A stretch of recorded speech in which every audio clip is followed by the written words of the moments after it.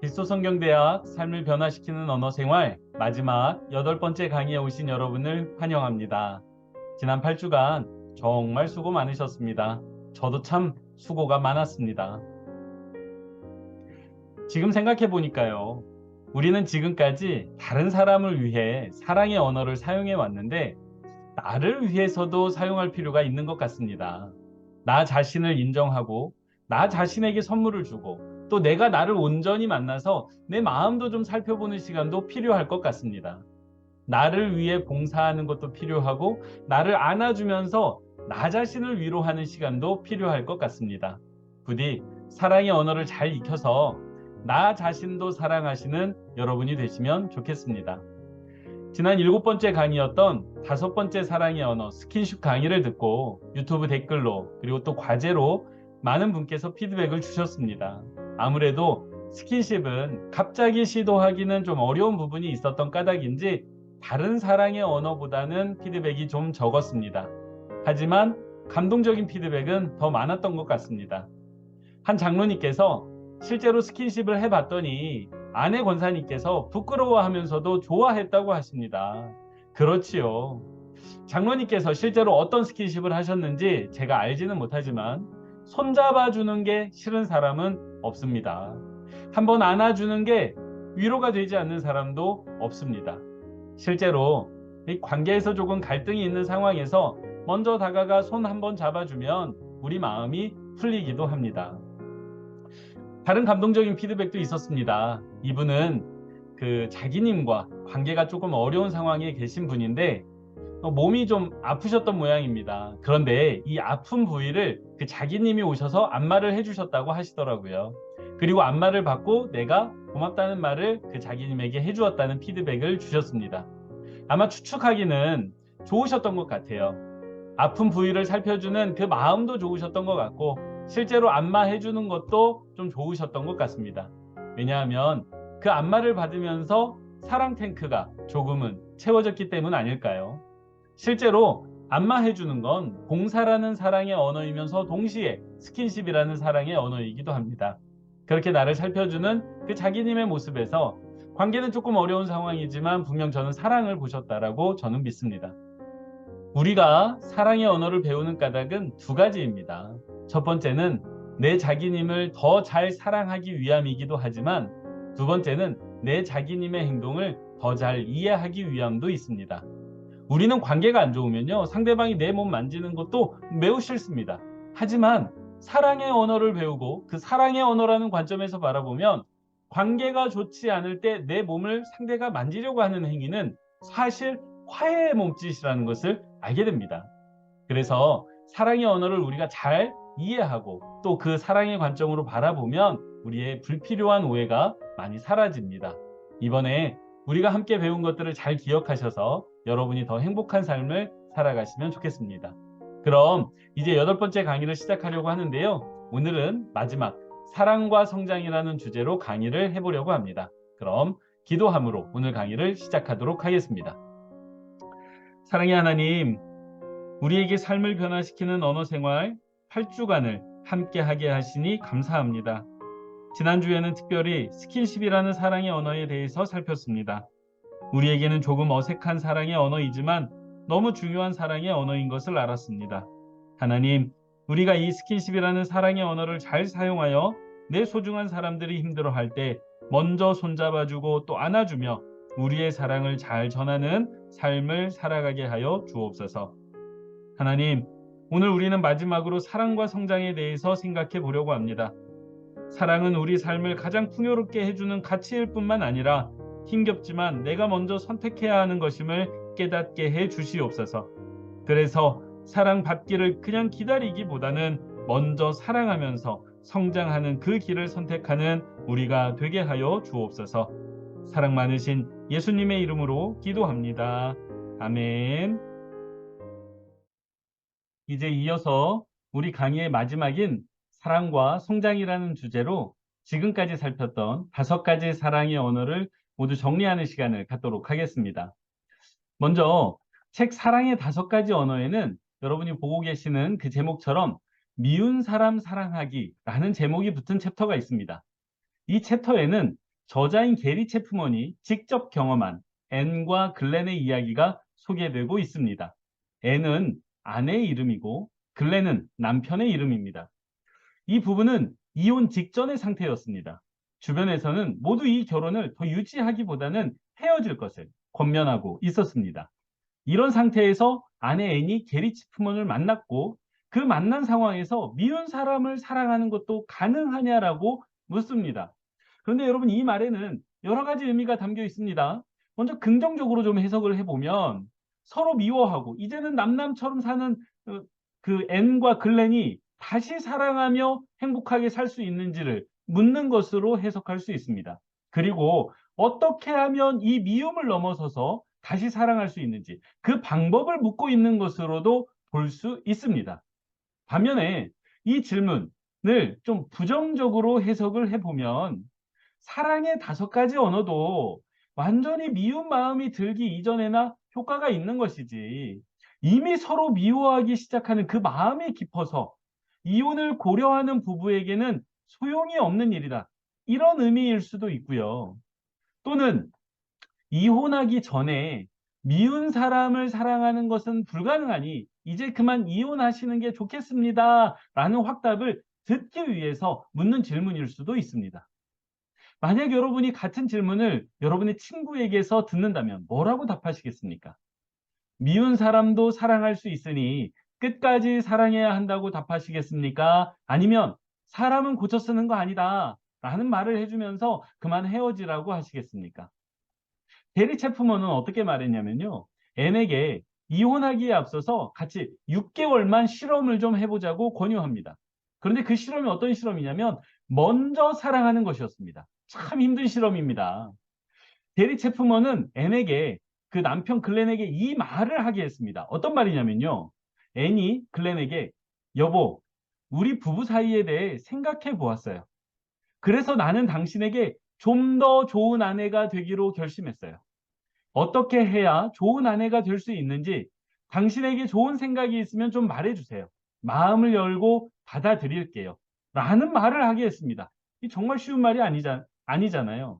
그리고 6개월간, 이 말을 한 이후에 6개월간 남편의 사랑의 언어인 인정하는 말을 적극적으로 해주고 또 다른 사랑의 언어인 그 남편의 사랑의 언어인 스킨십에 적극적으로 응하라고 했습니다.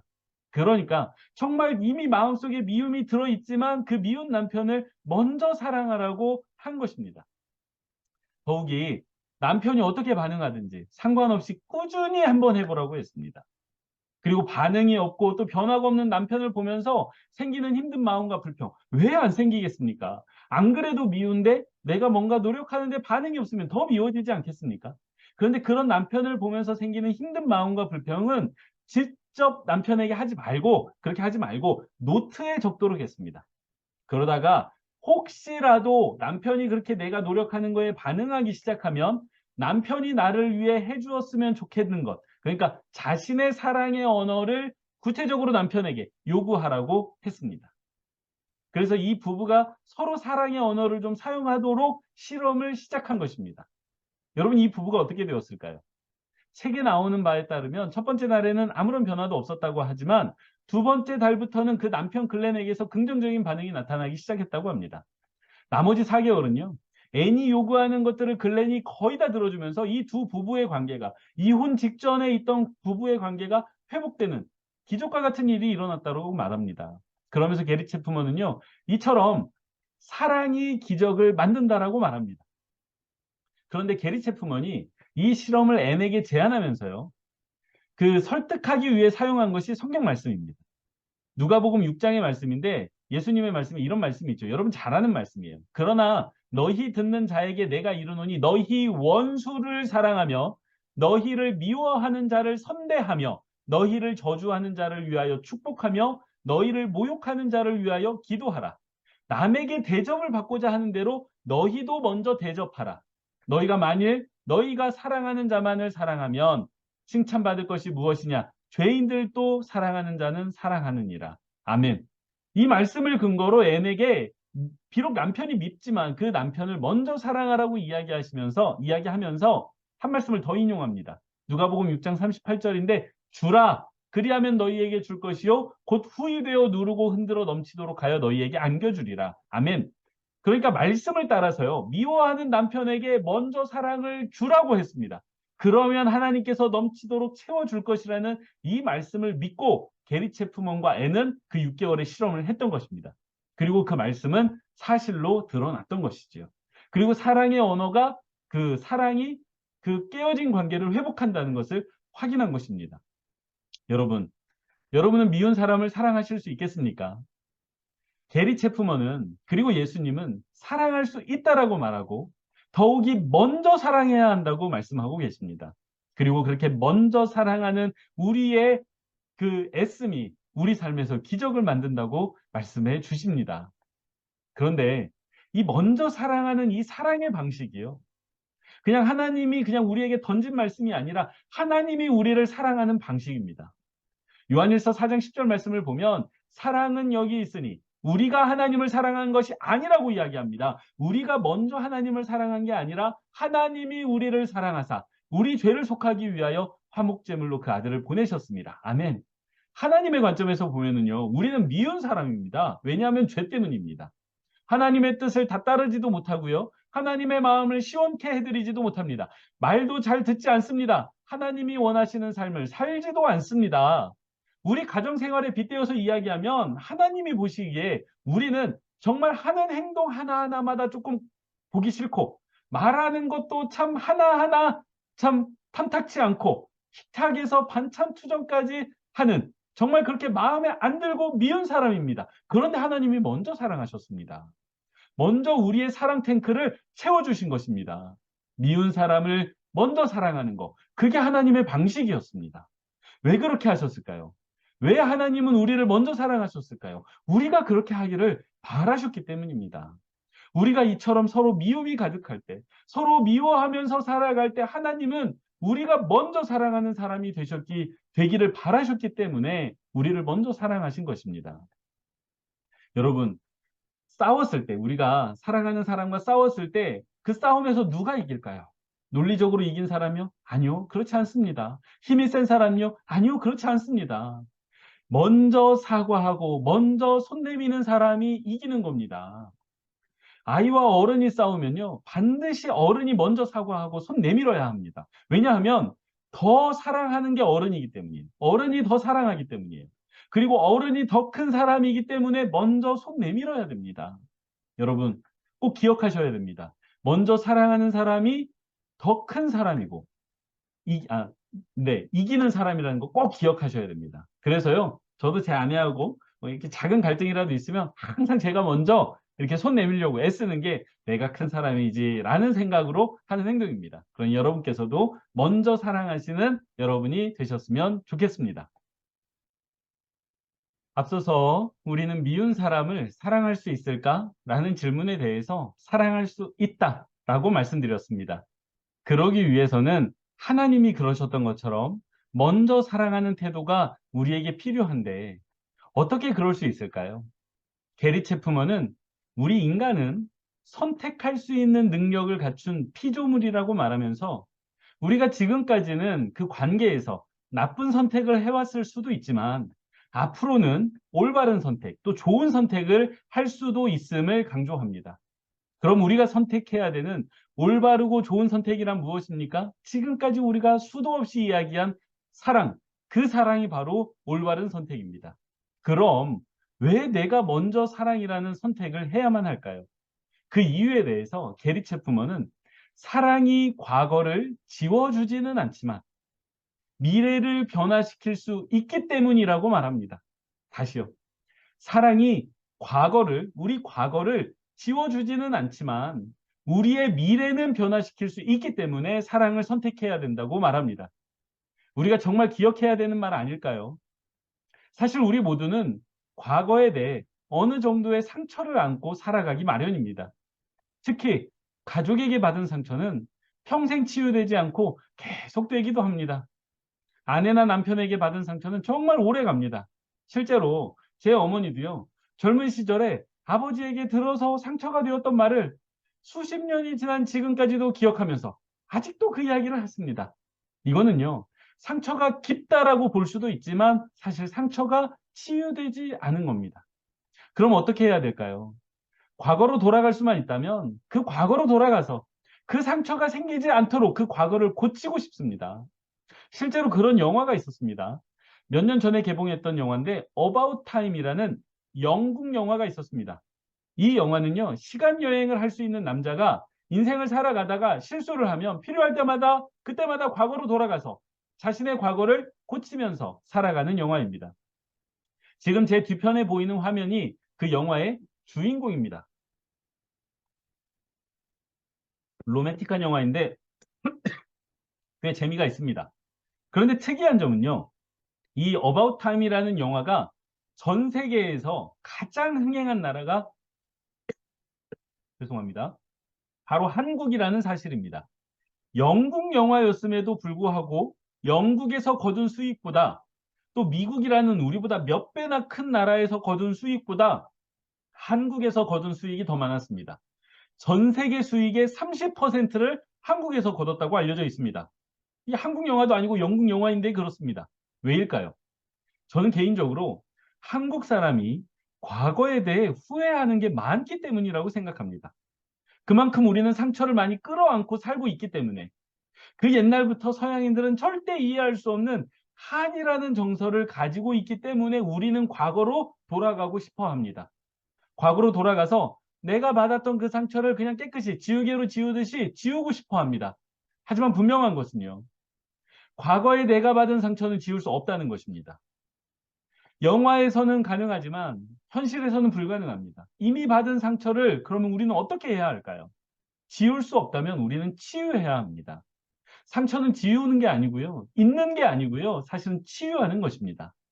그리고 오직 사랑이 이 상처를 치유할 수 있습니다. 그리고 그렇게 할 때 사랑은 우리의 미래를 바꾸는 힘이 됩니다. 지금까지 나와 내 자기님의 관계가 어떠했든지 간에 그거는 사실 다 지나간 과거입니다. 어제까지 관계가 좋지 않고 오늘까지도 관계가 좋지 않았다 하더라도 그것은 이미 다 지나간 과거입니다. 사랑도요. 그 과거를 어떻게 할 수는 없습니다. 이미 받은 상처를 없었던 것처럼 할 수는 없습니다. 지울 수 없습니다. 하지만 사랑은요. 그 과거를 치유하고 더 나은 미래로 나아갈 수 있게 합니다. 그렇다면 우리가 무엇을 선택해야 되겠습니까? 나 자신을 위해서 무엇을 선택해야 되겠습니까? 사랑을 선택해야 하지 않겠습니까? 왜냐하면요. 사랑을 선택하지 않으면 내 안에 있는 그 상처가 계속되고 또 내 미래도 장담할 수 없게 되기 때문입니다.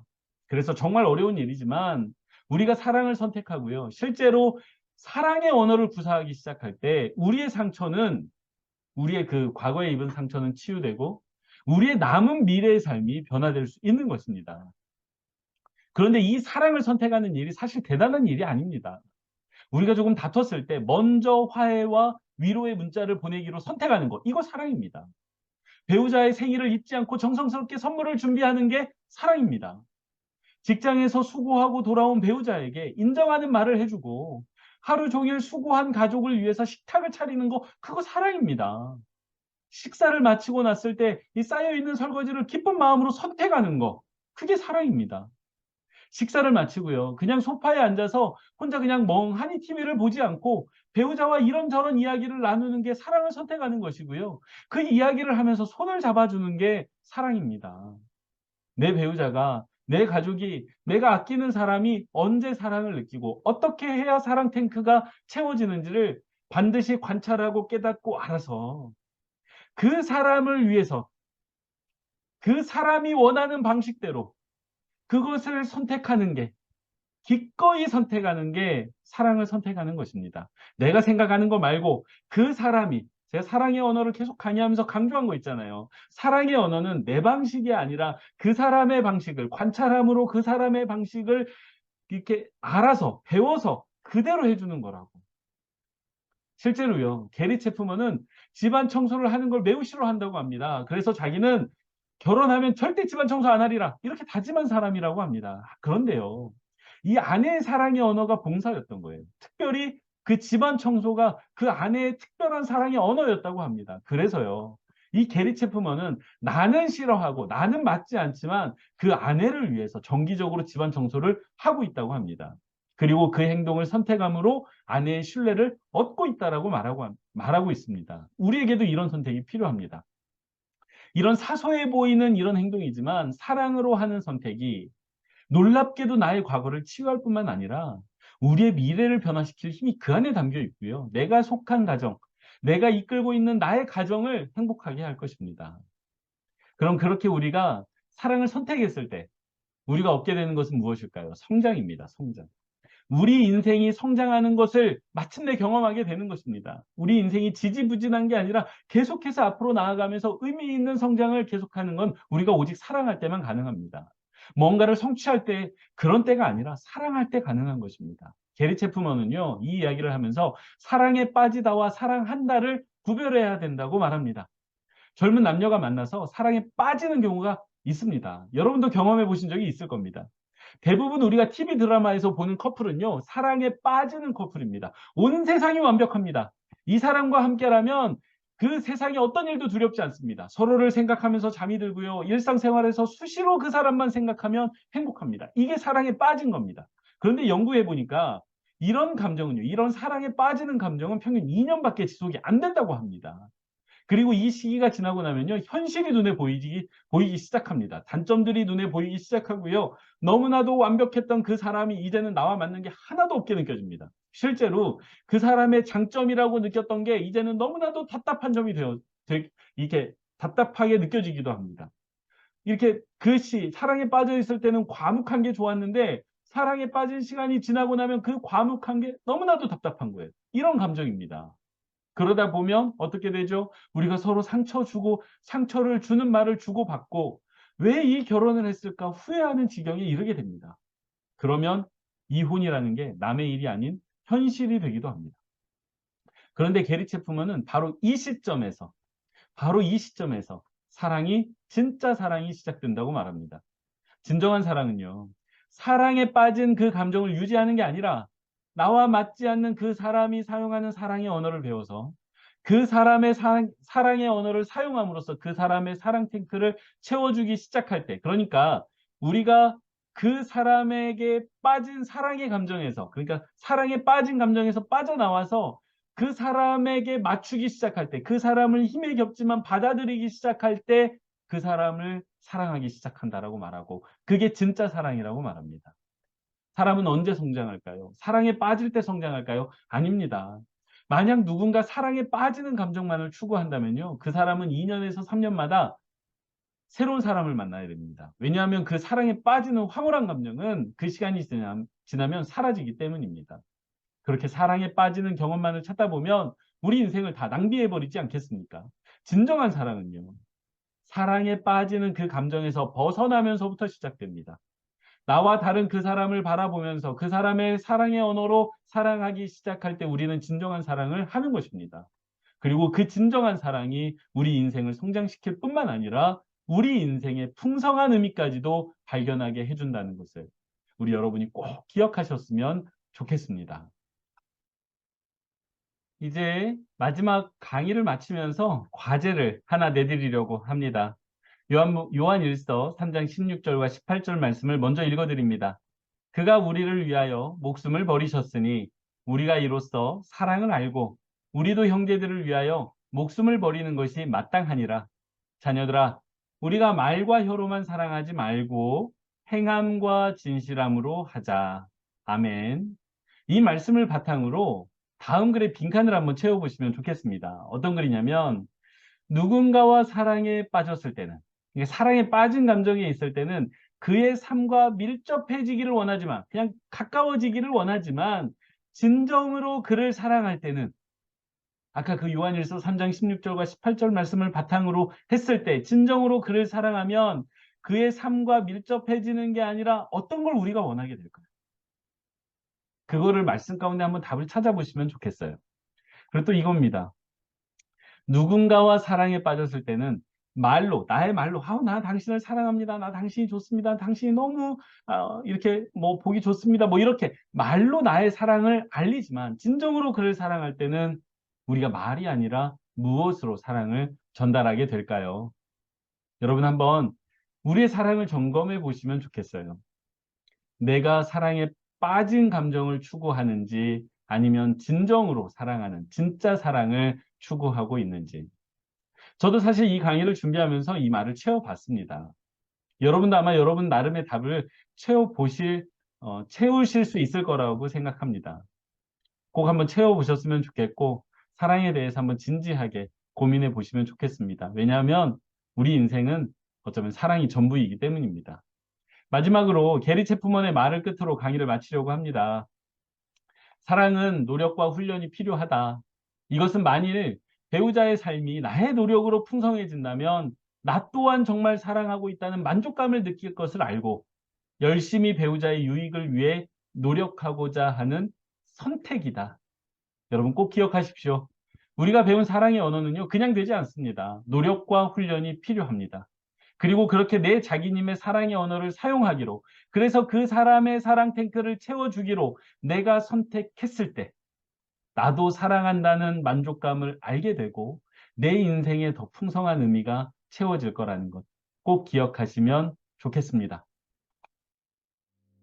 예, 여러분 제가 준비한 강의는 여기까지입니다. 잘 시청해 주셔서 감사하고요. 오늘의 과제는 없습니다. 마지막으로 강의에 대한 이번 8번의 강의에 대한 소감을 좀 댓글로 남겨주시면 여러분과 마지막으로 소통하겠습니다. 여러분이 함께 해주셨기 때문에 저 그림에서처럼 여러분이 어깨동무 해주셨기 때문에 제가 오늘 또 여기까지 올 수 있었습니다. 8주간 사랑의 언어 강의를 들어주시고 또 실천하시기 위해 노력해주신 모든 분들께 깊은 감사의 인사를 드리면서 이제 모든 강의를 마치도록 하겠습니다. 날씨가 무척 덥습니다. 건강 유의하시기 바라고요. 아직 휴가 다녀오지 않으신 분들이 계시다면 휴가도 즐겁게 다녀오시기를 바랍니다. 감사합니다. 사랑합니다.